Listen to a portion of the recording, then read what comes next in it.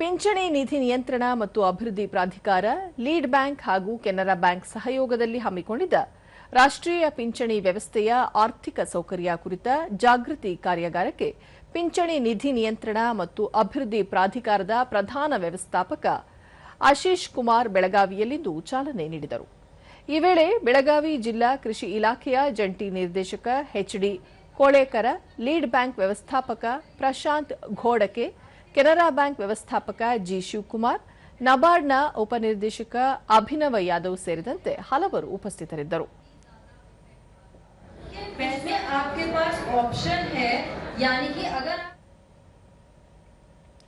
ಈ ಸಂದರ್ಭದಲ್ಲಿ ಕೃಷಿ ಸಂಬಂಧಿತ ರೈತರು, ಕಾರ್ಮಿಕರು, ಗ್ರಾಮೀಣ ಭಾಗದ ಸಣ್ಣ ಉದ್ಯಮಿಗಳಿಗೆ ಕಾರ್ಯಾಗಾರದಲ್ಲಿ ಅಗತ್ಯ ಮಾಹಿತಿ ನೀಡಲಾಯಿತು.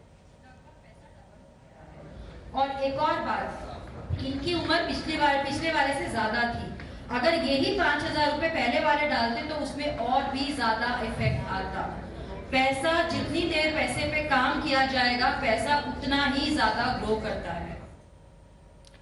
ದೂರದರ್ಶನದೊಂದಿಗೆ ಆಶೀಶ್ ಕುಮಾರ್, ಕೇಂದ್ರ ಸರ್ಕಾರದ ವೃದ್ಧಾಪ್ಯ ವೇತನದ ಆರ್ಥಿಕ ಸೌಲಭ್ಯದಿಂದ ಇನ್ನೂ ಹೊರಗುಳಿದವರು ರಾಷ್ಟ್ರೀಯ ಪಿಂಚಣಿ ವ್ಯವಸ್ಥೆ ಸೌಲಭ್ಯ ಪಡೆದುಕೊಳ್ಳಬೇಕು. 16 ಕೋಟಿ ಜನರನ್ನು ಯೋಜನೆಗೆ ಒಳಪಡಿಸುವ ಉದ್ದೇಶವಿದ್ದು, ಈ ಪೈಕಿ ಈಗಾಗಲೇ 9 ಕೋಟಿ ಜನರು ಇದರ ಲಾಭ ಪಡೆದುಕೊಳ್ಳುತ್ತಿದ್ದಾರೆ ಎಂದು ವಿವರಿಸಿದರು. संदर्भ मैनेजमेंट है, तो ये योजना बहुत ही अच्छे से चल रही है और अब हम चाहते हैं कि मेट्रो और स्टेट कैपिटल बड़े शहरों के बियॉन्ड जाकर के हम डिस्ट्रिक्ट हेडक्वार्टर्स पे इस योजना का प्रचार प्रसार करें. ಎಚ್ಡಿ ಕೋಳೇಕರ, ಅಸಂಘಟಿತ ವಲಯದ ರೈತರು, ಗ್ರಾಮೀಣ ಭಾಗದವರಿಗೆ ಜೀವನ ಭದ್ರತೆ ಒದಗಿಸುವ ಉತ್ತಮ ಯೋಜನೆಯಾಗಿದೆ. ಇದರ ಲಾಭ ಪಡೆದುಕೊಳ್ಳಲು ಎಲ್ಲರೂ ಮುಂದಾಗಬೇಕೆಂದು ಕರೆ ನೀಡಿದರು.